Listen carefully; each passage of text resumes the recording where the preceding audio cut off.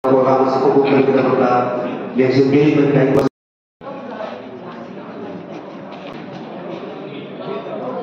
October ki tang tara ki nipam namda sida Manipur Dramatic Union MTU haran khangnari ba mafam sida UPF Nipo amadi mapi council ahumna pullaga da Manipur ki इतिहास मणिपुर की पुवारी अखोना लेंगाक चबा constitution चलबा होगी नुमित इसिंग थोरब पाठोचबनी है करीगीदमत पाठोनो है मणिपुर खुनाई अखोगी मनिंग तमना लेरब मणिपुर से British की मखादा पोलगा लेरब British थादोख्रब अमुक इसागी लेंगाक अखोगी भोट तौदना इलेक्शन तौदना लेंगाक तौजख्रब इंडिया पुलप इंडिया पुनब फिवम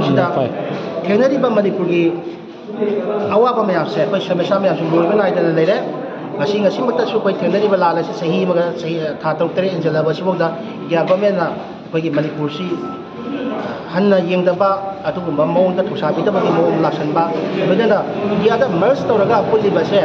वाहतों लेरक्तब तौबसना मरम अखोगी इसागी लेंगाक लेसिरमगदी अखोई हेन्ना चौखटप हेन्ना मपांगन कनब पिकलसु पिकना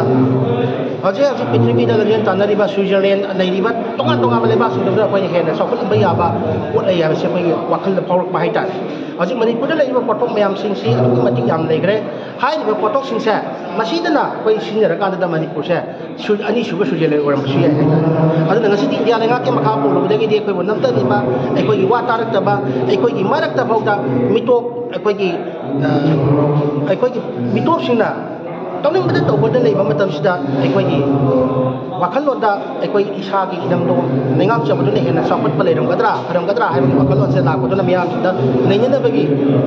वाखलोन पुथोकचरकादना ngasi फंक्शन से सिंजरबदी हाइता